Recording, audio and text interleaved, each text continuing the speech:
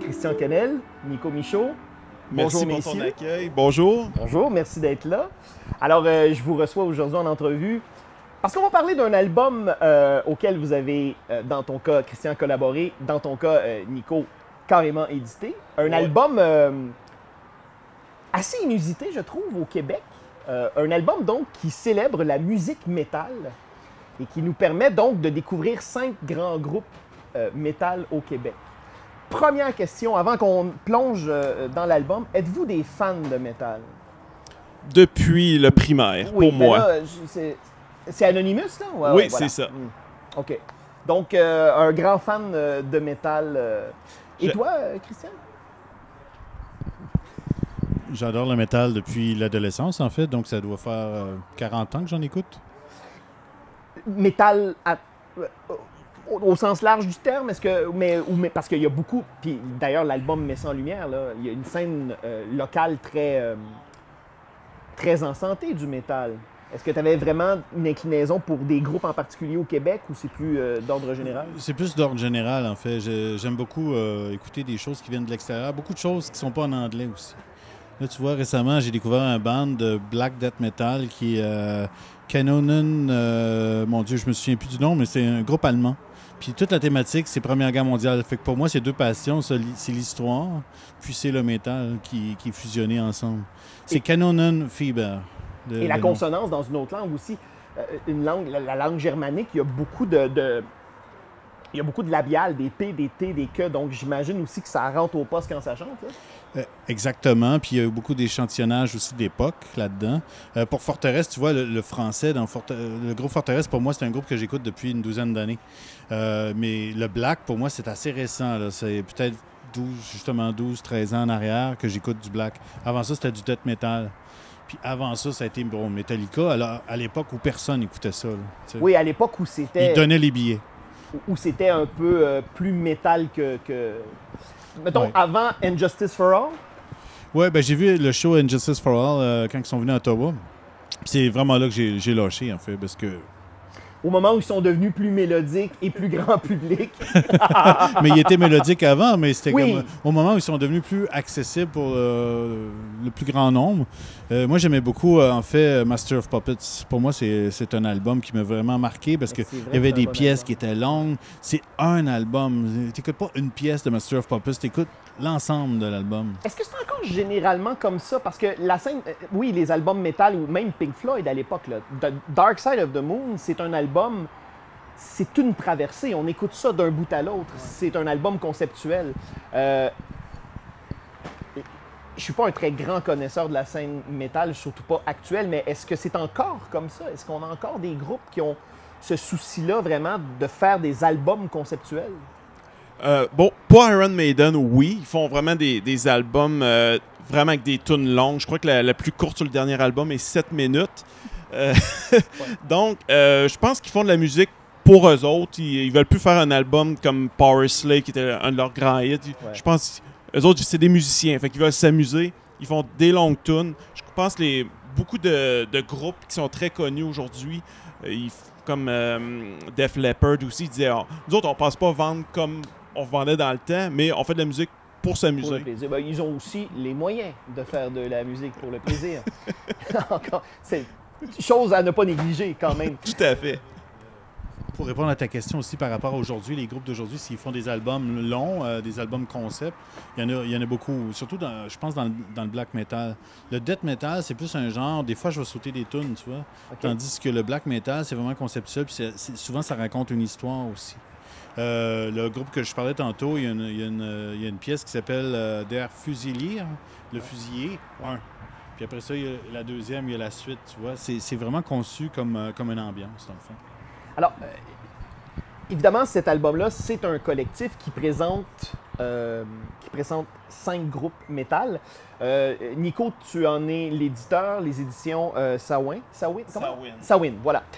C'est pas le premier album de la sorte. Tu as édité notamment Les Mystères au Québec, les Extraterrestres, oui, c'est ça. Et les endroits hantés. Voilà. Et en plus des albums qui parlent des microbrasseries québécoises. Mais comment t'es venu? J'imagine que, fan de métal, cette idée-là, tu l'avais depuis longtemps en tête, l'idée du collectif. Oui, c'est ça. C'est avec nos collectifs, comme tu as dit tantôt, les 5 endroits les plus hantés du Québec et les 5 plus ravissants extraterrestres. Je vais faire un autre collectif, mais là, je vais vraiment y aller dans la biographie. Et donc, comme tu dis, je suis fan de métal, c'est un sujet que je connais quand même bien. Et je me suis dit, crime, un collectif, ça serait incroyable, parce qu'il y a des styles de métal, qu'il y a des dessinateurs qui ont des styles différents. Donc, il fallait coller le style du dessinateur avec le band. Ben justement, oui, puis c'est assez hétéroclite, mais en même temps, ça fonctionne dans un tout. Bon, Christian a illustré une histoire, il y a Cyrus aussi qui en a illustré une autre. D'ailleurs, c'est intéressant parce que Cyrus est dans un découpage beaucoup plus classique qu'à l'habitude. Hein? Il y a plus de strates aussi dans ses planches. Je pense que c'est du 4 ou même du 5 étages. En tout cas, mais comment c'est fait justement? Comment s'est organisée cette rencontre-là ou cette attribution-là entre les groupes métal, scénaristes et illustrateurs? Comment ça s'est organisé, ça? Avec Félix, on prenait rendez-vous avec le groupe. Donc, ça s'est fait juste par vidéo. Donc, un album pandémique? Ça s'en allait vers la fin, oui. Okay. Mais étant donné que je reste dans l'Est du Québec, puis la plupart des groupes sont à Montréal, fait que je voulais pas me déplacer. Et la pandémie, c'est une des beautés. Ça a amené beaucoup le vidéoconférence. Et ça s'est fait juste par vidéo, mais les groupes ont vraiment embarqué. Puis c'est vraiment le fun, parce qu'au début, comme Gorguts, Lux, il commençait ça, il était un petit peu plus timide, mais à la fin, il se déchaînait, puis c'est un conteur incroyable. Donc, les groupes nous ont rencontrés, et ensuite, avec Félix, on écrivait ensemble, on disait, OK, Félix n'a jamais fait de BD, fait que moi, je l'aidais dans le découpage. D'accord. Fait que Félix, il avait proposé, hey, on pourrait faire une bande en haut qu'on écrit où c'est que le groupe est rendu, quel album il travaille, et le reste de la BD, c'est une anecdote que le groupe a vécue, soit une tournée ou soit leur début de carrière. Et ensuite, là, on a proposé le découpage au dessinateur, mais il y avait le choix de le modifier. Ah bon, d'accord. Ah oui, vous êtes allé jusqu'au découpage, quand même. Oui, oui. Wow, OK. Puis, on leur proposait le découpage et, tu sais, souvent, ils proposaient des choses bien meilleures qu'on leur proposait. Fait que le but, c'est de faire un bon album, puis tout ça. C'est pas personne qui dit « Ah non, c'est mon idée qu'on prend », tout ça. On y va avec l'album. Il faut qu'il sorte le mieux possible. Puis quand il y avait de quoi génial qui était proposé, on le prenait. Et la réaction des bands aussi que vous avez approché métal, c'est quand même inusité, là, de réaliser des bandes dessinées pour présenter des groupes métal. C'est pas quelque chose dont on pense instinctivement à prime abord. C'est une première pour les groupes, pour plusieurs, parce que je pense pas qu'il y en ait de bandes... Il doit y avoir des bandes dessinées ailleurs dans le monde, mais au Québec, oui, c'est au Québec, là, oui, c'est ça. Mais comme, tu sais, Voivod, ils sont connus internationalement, puis Aoi, c'est un dessinateur aussi, fait que lui, il était très content d'embarquer dans le projet. Puis même Anonymous, ils en parlent vraiment souvent dans leur... ils disent « Hey, on a notre BD », puis tout ça, puis ils en vendent dans leur spectacle. Fait que oui, l'accueil était très bon. Même aussi du public métal, c'était un thumbs up pour nous autres. D'ailleurs, on a l'espèce d'idée préconçue que la majorité des fans de métal au Québec habitent la ville de Québec. Mais c'est faux, là. Non, c'est faux. Il y en a au Saguenay. Il y en a partout. Il y en a dans ton coin, Christian? Oui, oui. Mais c'est drôle parce que souvent, on a cette idée préconçue-là, surtout à Québec. Je me souviens, non loin de la boutique imaginaire, il y a une boutique de t-shirts de métal. Tu te dis, OK, une boutique qui se spécialise dans des t-shirts de métal, de groupe métal, c'est quand même pas banal. C'est pas quelque chose qu'on voit partout, là. C'est une grosse boutique, oui, mais est fermée aujourd'hui. Ah bon? Oui, okay, oui. Il y avait beaucoup plus de spectacles à Québec avant. Mettons, il y a 15 ans, ça venait Montréal-Québec, des fois des tournées canadiennes Montréal-Québec. Beaucoup moins à Québec. Je ne sais pas pourquoi. Peut-être qu'il y a moins de promoteurs qui veulent se pencher là-dessus. Mais Montréal reste quand même très, très forte aussi. Mais je vais parler pour toi, là. Dans le fond, c'est parce que dans le Bas-Saint-Laurent, c'est réputé être une région pour le death metal très forte. Tu vois, Vincent... Le Bas-Saint-Laurent? Ah bon? Vincent Rio-Voro, il m'a Ouais. parlé de ça, qu'il y avait des shows de death metal. Beaucoup Metallica sont allés. Ça a été une région vraiment importante. Ça continue à l'être. Écoute, il y a un groupe là-bas qui existe qui s'appelle Purgatoire, qui chante du death metal en français. Puis c'est eux qui ont organisé une réunion de, je pense, 5 groupes de death metal à l'Halloween à Lévis. Wow. Donc, ça brasse. La scène brasse encore beaucoup en région. Tu sais. Ça continue à Montréal, Québec, mais la région, elle se démarque aussi. C'est sûr que l'Outaouais, c'est moins présent, c'est sûr. C'est comme on est peut-être 2, tu sais, mais non, on est quand même plus que ça, là, mais... Vous êtes 2, ben, vous pouvez faire un groupe Facebook. Oui, c'est ça. Non, mais tu sais, je veux dire, pour avoir un show d'un band francophone québécois, c'est difficile, tu sais. Des fois, il faut peut-être aller à Ottawa, mais c'est de plus en plus rare qu'un groupe francophone va aller se présenter, aller faire un show à Ottawa. Mais d'ailleurs, Christian, puisque tu as le micro, je me permets de saisir l'occasion. C'est pas la première fois que tu abordes le médium de la musique dans ta pratique de bande dessinée. Tu as notamment fait un album consacré à Félix Leclerc, un à... Ludwig. Oui, je m'en allais dire Beethoven. Wagner. Pourquoi donc? Ben, Beethoven, donc oui, c'est ça. Cet automne paraîtra un album consacré à Dédé Fortin. Donc, c'est pas la première fois que tu abordes la musique en bande dessinée. Dans le cas de Forteresse, récit sur lequel tu as travaillé, même si tu es un fan de métal, est-ce que tu sentais que tu avais plusieurs repères ou au contraire, c'était quelque chose d'assez nouveau pour toi? Puis... Ben, qu'est-ce qui était nouveau, c'était de pouvoir travailler enfin sur de la musique que j'écoute. Tu vois? J'écoute du Beethoven, mais tous mes albums, c'est du métal que j'écoute la plupart, 90% du temps. Puis l'univers esthétique du black metal, je l'ai exploité dans Ludwig. Je l'ai transposé dans la musique classique. Puis j'ai utilisé ça aussi dans Advocatus Diaboli, mon album. J'ai utilisé vraiment la culture black metal. Mais là, c'est la première fois où je pouvais vraiment travailler sur la matière qui me sert à travailler moi-même. Puis en plus, Forteresse, c'est l'histoire du Québec. Donc, c'est une vision romantique du Québec du 19e siècle, beaucoup. Il y a des poèmes de Néligan là-dedans, il y a des choses comme ça. Qui, pour moi, c'est du bonbon. Hein. C'est drôle parce que en lisant ton chapitre, j'ai pas pu m'empêcher de repenser à Cité Oblique. Je voyais là certains parallèles entre cet album-là et ce chapitre que tu as réalisé. Mais justement, le fait là, d'être vraiment dans la musique que tu écoutes, est-ce que c'était intimidant pour toi ou au contraire, c'était grisant de... C'était intimidant de rencontrer le groupe, pour moi. C'est des petits jeunes dans la trentaine. Tu sais, moi, je suis rendu à 50 ans. Puis, j'étais intimidé par eux autres parce que, écoute, pour moi, c'est pas juste mon meilleur groupe québécois, c'est mon meilleur groupe de black metal. Tu sais. Puis, c'est sûr qu'il y a Windir aussi, qui est un groupe norvégien, mais le compositeur est mort, je pense qu'il avait 24-25 ans. Tu sais. Mais de rencontrer Simon, moribond, en fait, c'était vraiment chouette. Puis, tu sais, moi, je leur ai dit, c'est ça, j'ai demandé à Nick au début, écoute, moi, je veux participer, mais j'aimerais vraiment ça, que ce soit Forteresse. Je veux que ce soit Forteresse, tu sais. Wow. Puis Nick, il a la gentillesse d'accepter. Puis moi, ça m'a permis de réaliser un rêve. Puis j'ai dit au gars de Forteresse, j'ai dit, moi, j'ai demandé à Nick, c'était la condition pour laquelle je travaillais sur le projet. Puis lui, il a répondu, ben nous, on a accepté parce que c'était toi, tu sais, mon travail. Fait qu'il avait regardé mon travail, puis il avait aimé ça. Fait que... Puis le pire, c'est que là, je suis en train de travailler sur DD avec les éditions de Libre Expression. Puis le directeur technique, c'est le frère de Simon. Fait que c'est comme tout est dans tout. C'est peurant, hein? Puis tu sais, j'ai travaillé sur Dédé Fortin, puis le métal me rattrape quand même, parce qu'en travaillant sur Dédé Fortin, lui, étudiant en cinéma, ouais.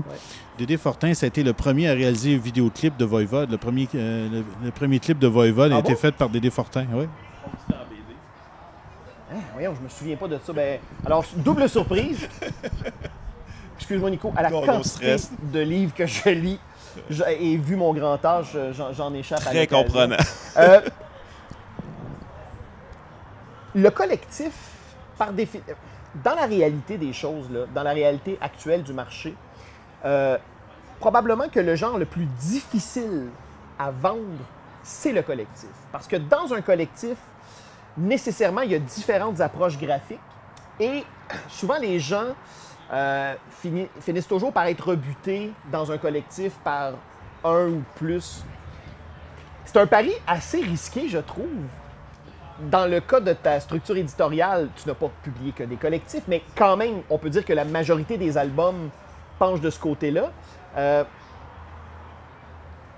Est-ce qu'un jour, tu caresses vraiment le projet de consacrer un album complet à un groupe métal? Est-ce que ça pourrait être quelque chose? Est-ce que dans le fond, ce collectif-là, c'était pas aussi une manière de prendre la température de l'eau? Non, en fait, c'était le but premier était toujours de faire un collectif pour continuer la suite des 2 autres albums avant. Et moi, je trouve que c'est une force, un collectif, parce que, ça fait connaître un dessinateur par d'autres. C'est sûr. Et ça amène un univers complet. C'est une autre histoire. Donc, c'est un univers complètement différent. Donc, une palette de couleurs, un dessin différent. Moi, je trouve que c'est une force.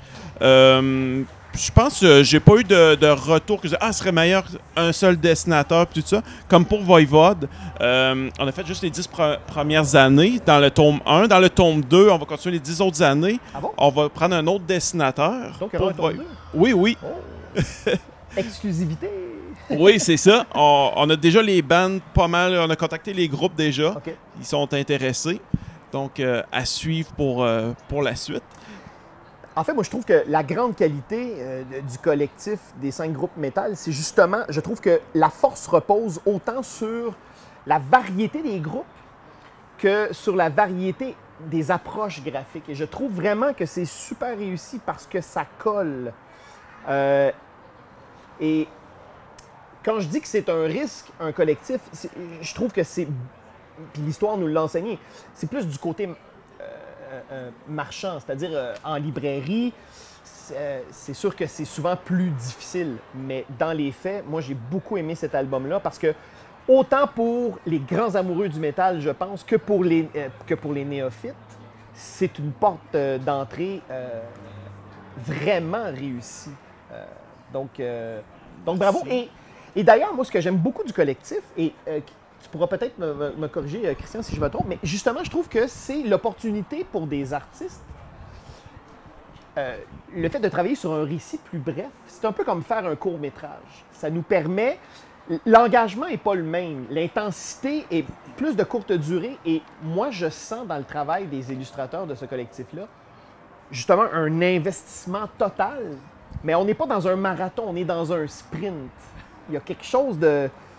Est-ce que ça te permet, toi, par exemple, ta collaboration, Christian, à ce collectif-là, est-ce que ça te permet justement dans ton travail d'album de longue haleine, est-ce que ça te permet de prendre un peu d'oxygène, pas de te mettre en danger, mais est-ce que ça te permet justement dans ta pratique de te renouveler un peu? Me renouveler, j'essaie toujours de me renouveler, de repenser mon travail, conceptuellement parlant. Au niveau de la conception des planches du chapitre sur Forteresse, tu vois, là, j'ai envisagé, le découpage, c'est moi qui le fais. J'ai demandé à le faire parce que c'est difficile. Mon découpage fait partie de mon style. Donc, aussitôt que c'est quelqu'un d'autre qui fait le découpage, c'est comme plus moi. Oui, c'est ça. Puis, j'ai décidé d'envisager une lecture totémique de la planche.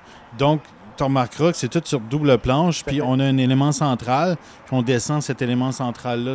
Par totémique, c'est ça que je veux dire. Puis ensuite, on passe à la page suivante. C'est tout construit de la même façon. Puis j'ai voulu aussi créer des anachronismes par rapport à notre propre folklore, vu que Forteresse parle beaucoup du 19e siècle, de notre histoire des patriotes, mais aussi de la guerre de la conquête. Donc, il y avait quelque chose pour moi qui mélangeait un gars d'Andorre qui commence sur la page de gauche, puis qui finit en manche de guitare, pour moi.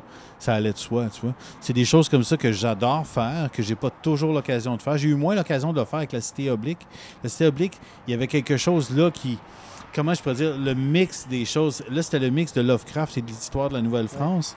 Tandis que là, j'étais vraiment dans le folklore pur. Puis moi, l'idée avec la Cité oblique, c'était de ne pas faire folklorique, justement. C'était pour qu'un jeune de 14 ans arrive, puis ils disent... Ah, c'est ça, l'histoire. Tu sais, l'histoire du Québec, ça peut être ça. Il y a une dame, justement, au Salon du livre de Québec qui est passée, qui me dit, elle travaille dans une bibliothèque, dans une école secondaire. Elle dit, depuis qu'ils ont lu La Cité oblique, là, les enfants, ils distinguent maintenant Cartier et Champlain, ils savent qui est qui. Fait que pour moi, ça, c'est une grande réussite. Ben oui, fait que j'espère que les gens vont, en lisant le livre sur le collectif, sur les groupes de métal, vont voir autre chose. Ils vont aller au-delà de la perception qu'on peut avoir du métal depuis les années 80, tu vois, aller plus loin que ça. Ben d'ailleurs, quelle est-elle, cette perception-là? Parce que moi, de l'extérieur, j'ai l'impression que les néophytes, là, le métal, c'est comme un langage dont ils ne possèdent pas les clés pour comprendre. Alors que dans les faits, je veux dire, peu importe l'objet culturel, pour peu qu'on soit sensible et ouvert d'esprit, on les trouve, nos clés. Comment ça se passe, justement, là? Vous avez fait quelques événements déjà avec l'album. Comment est la réception du public? On est content pour ça parce que dans le métal, c'est soit t'es in, soit t'es out, ça passe. C'est tranchant. Ouais, c'est ça. Mais comme la sonorité au final. Exactement. Ouais. Bref, on a eu un bel accueil du public métal et on a eu un public du côté non métal aussi parce qu'on voulait axer beaucoup sur le côté humain. Ouais. Donc, pas juste sur la musique. Donc, quelqu'un qui n'aime pas le métal dit « Crime, j'ai trouvé ça bon, j'ai appris des choses sur le groupe, j'ai voulu écouter leur musique. OK, j'aimais moins ça, mais leur histoire me passionnait. » Tu sais, comme le groupe The Spice Icon, c'est du deathcore. Moi, j'écoute pas de deathcore vraiment, c'est moins mon style. Deathcore, là, pour le bénéfice des gens qui nous écoutent et peut-être même pour le mien. C'est un mélange de hardcore et de death metal. Donc, au niveau du chant, là, c'est très guttural, c'est très crié, là. Oui, exact. Okay. C'est plus la composition de la chanson qui est différente du death metal standard. Puis, moi, leur histoire m'a passionné, ce groupe-là. J'écoutais un peu moins leur musique, mais leur histoire m'a vraiment passionné parce que c'est eux autres qui ont inventé le deathcore. C'est eux autres qui ont, dans l'album, ils mentionnent qu'ils ont été pendant 2 ans de temps jouer avec des groupes de death metal et les gens leur faisaient des doigts d'honneur, leur chantaient des bêtises. Puis ils ont eu vraiment tout mon respect pour, pendant 2 ans de temps, faire ça, puis avoir un petit montant d'argent pour les shows, puis vivre vraiment très difficilement. Mais crime, ils ont persévéré, puis aujourd'hui, ils font des tournées en Russie, en Europe, c'est incroyable. Peut-être moi en Russie aujourd'hui. C'est ce que j'allais dire. Peut-être Russie, Bélarus, Ukraine, peut-être un peu moins. Mais autrement, oui, mais c'est une belle reconnaissance. Et d'ailleurs, moi, je trouve qu'une des grandes forces de cet album-là, des 5 groupes métal, c'est que oui, on peut l'aborder comme fan de musique, mais aussi comme pour celles et ceux qui ont un intérêt marqué pour l'histoire. Et ça, c'est bien mis en relief. Donc, quand on lit l'album et quand on plonge dans l'album, on a nos repères. On n'a pas l'impression d'être exclu de l'album. Au contraire, moi, j'ai été littéralement aspiré dans cet album-là. Et j'ai trouvé que c'est très, très ouvert, sans être non plus pédagogique ou très... Donc, il y a vraiment quelque chose, c'est quasiment de la magie noire en fait. Je trouve que tout ça existe, tout ça est fluide. Vraiment bravo. Et au niveau du casting aussi, des groupes avec les illustrateurs et tout ça, il y a vraiment une cohérence. On sent qu'il y a une réflexion derrière ça. Donc, bravo au niveau de la direction. Merci. Et bravo donc à toi, évidemment, Christian, et à tous celles et ceux qui ont collaboré, parce que au niveau de l'exécution aussi, vraiment, c'est impeccable. Donc là, on a appris en exclusivité qu'il y aura un 2e album. Un tome 2, oui. Un tome 2.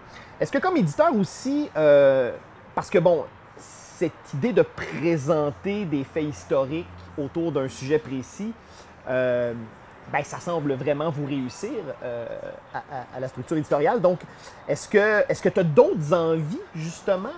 Est-ce qu'il y a d'autres terreaux que tu as envie d'explorer sous ce format-là?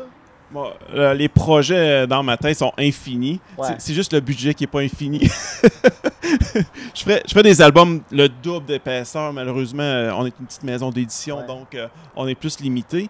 Mais oui, c'est grâce aussi à les campagnes de sociofinancement, on n'a pas le choix de faire ça. Et merci aux gens. Toutes nos campagnes ont fonctionné. Merci aux gens qui participent. C'est grâce à ça qu'on fait des beaux projets comme ça. Oui, il y a des projets beaucoup qui s'en viennent.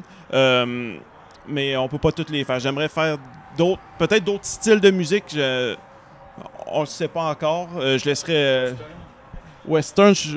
Peut-être j'aurais un peu de la misère dans la production, mais Non, mais il y aurait un album à faire avec l'histoire du country au Québec, Ouais. qui est un genre qui a enfin réussi à briller un peu au niveau un peu plus commercial, là, mais c'est tout un univers très fermé, très hermétique aux grandes villes et aux diffuseurs de musique plus conventionnels. faut aussi voir aussi si le lectorat, Ouais. mettons comme les amateurs de country, sont-ils aussi des grands amateurs de BD? Parce que le monde du métal, c'est quand même... Il y a beaucoup de geeks qui aiment la bande dessinée. Ah bon? C'est très relié, Ah bon? la BD, Ah, c'est étonnant, ça. Ouais, comme, Ah, je suis surpris, ok. comme le groupe Ice Earth, qui ont fait un album sur Spawn en entier. Puis... Spawn de Todd McFarlane, là. Oui, oui. Ah oui, hein? Ah oui? Ben, des années 90, il y a eu un Wolverine Blues fait par Entom, qui est un groupe suédois aussi. Tu vois, Sur le personnage de Wolverine dans Oui, les X-Men, exactement, qui est canadien. Je pense que sur l'album, il y avait les traces là, justement des marques des ongles de Ah bon, alors ça, Wolverine. j'ignorais ça. Donc, c'est vraiment deux univers qui ont beaucoup en commun. Qui se connectent, oui, vraiment. Comme on a autant besoin de leur musique qu'eux autres, ils ont besoin de notre visuel. Faut se le dire, le heavy metal, côté visuel, sont très créatifs, sont beaucoup de dessins. C'est souvent des auteurs pop, c'est juste leur face qui sont dessus. C'est vrai que le métal a tout un esthétisme qui est propre à ce genre-là. Mais tu vois, il y a des dessinateurs de fous dans les années 70 qui ont fondé la revue Métal Hurlant. Ouais. La revue Métal Hurlant est arrivée aux États-Unis, ils l'ont traduit par heavy metal, ça a donné le nom au genre de musique. Tu sais, je veux dire, c'est tout relié là-dedans. Là. Il y a Ah oui, plein... alors, mais ça, j'ignorais ce fait historique-là, Christian. Donc, Ben oui, d'où ça vient heavy metal? Ça vient de la revue Heavy Metal, Mais qui donc, vient de la Métal terminologie- Hurlant, qui est Oui. la bande dessinée française. mais donc, la terminologie heavy metal pour la musique a été utilisée suite à la publication. Wow! Puis il y a eu le dessin animé Heavy Oui, Metal évidemment. aussi au début des années 80. Donc, il y a toute cette culture-là qui existe déjà depuis un certain temps. Incroyable, hein, la Qui est BD mène le interrelié. monde. Ouais. Et le métal et la BD. Puis la bière aussi qu'on peut aussi joindre à ça, parce que c'est aussi un univers connexe. Ben oui, forcément, ne serait-ce que l'approche graphique des étiquettes de bière, parce que depuis 20-25 ans, il y a vraiment eu une explosion au niveau du développement des microbrasseries au Québec. Et il y a beaucoup d'artistes, même de bandes dessinées, qui signent des étiquettes de bière. J'en regarde un en particulier, là. D'ailleurs, elle était délicieuse, ta bière. Pas ta bière, mais la bière Cité Oblique. D'ailleurs, je sais pas s'il t'en reste chez vous. J'en prendrais peut-être une ou deux. Ah, c'est dommage. Ouais. Mais donc, oui, c'est vrai. Donc, la bière, et c'est comme ça d'ailleurs que la structure éditoriale a commencé. Les premières publications, c'est des collectifs en lien, pas des collectifs, mais des albums en lien avec des microbrasseurs québécois. Non, en fait, c'était j'ai commencé avec les Black Rose Saga. Ensuite, bon? ça a été les Ok. collectifs. Et ensuite, la bière. En fait, j'ai sorti les 5 mystères extraterrestres du Québec en même temps que bière dessinée. OK. Puis bière dessinée, c'était comme je disais, c'était un projet qui était sur le site. Je savais pas si j'essayais ça. Puis ça a vraiment bien fonctionné. Ça a même fait un petit peu d'ombre. J'ai jamais sorti 2 albums en même temps. Oh, s'il y a un éditeur qui nous écoute, jamais dû sortir 2. Parce que ça fait on a sorti notre album sur les extraterrestres, enfin, il est prêt, puis tout ça. Aussi, on a bière dessinée. Puis bière dessinée, ça a tellement fonctionné. On a vendu 1100 copies en 2 mois. Sans distributeur. C'est donc dire qu'il y a vraiment un public. Encore là, il y a une rencontre entre ces deux, je voudrais dire, ces deux objets culturels, parce que la bière de microbrasserie, c'est de l'artisanat, c'est de l'art au final. C'est des artistes, oui. Voilà. Qui des artistes qui peuvent pas brasseurs. se permettre d'erreurs trop parce que Oui, un auteur de BD peut manquer une case, puis OK, ça va bien passer, mais quelqu'un qui fait une mauvaise bière, puis la personne est malade, ça passera pas. c'est sûr qu'un accident sur une planche, ça se récupère. Hein? Même que parfois, c'est aussi ce qui... Le hasard du mouvement nous amène ailleurs, alors que le hasard dans le brassage, c'est peut-être un peu moins C'est ça. heureux. Exact. En tout cas, je veux vous féliciter pour cet album-là. J'espère sincèrement que les gens curieux et ouverts d'esprit iront vers ce collectif-là, parce qu'encore une fois, ça permet de découvrir ou de voir des auteurs de bande dessinée évoluer dans d'autres sphères et d'être dans un autre plaisir de création, et aussi de découvrir des groupes métal et notre histoire. Parce que ça aussi, c'est intéressant et elle est tellement passionnante, notre histoire du Québec, qu'elle soit par le métal, qu'elle soit par la bière, peu importe, vraiment. Donc, bravo, messieurs. Merci. Je pourrais rajouter quelque chose. Oui. On a fait ça sur le métal aussi parce que c'est un type de musique qui est très boudé. Les radios boudent beaucoup le heavy metal, et à part mettre le Black Album Nothing Else Matter. C'est rare qu'on peut entendre une tune métal, à part les classiques de rock, ils peuvent en mettre, mais ils mettront pas une tune d'Exodus, de thrash metal. C'est pour ça que je vais mettre de l'avant. Fait que beaucoup de gens qui connaissaient pas ont connu les groupes à nous grâce à ça. Bravo, parce que même moi, je suis relativement néophyte dans le genre. Je connais quelques groupes, mais vraiment, ça a ouvert une perspective et ça a éveillé chez moi une curiosité. Donc, mission accomplie. Merci. Longue vie aux éditions Sawin. Longue vie à vous deux dans vos projets respectifs. Et puis, évidemment, je profite de l'occasion pour dire que Christian Kennel fera paraître cet automne un album consacré à Dédé Fortin qui sera intitulé Dédé, si je ne m'abuse.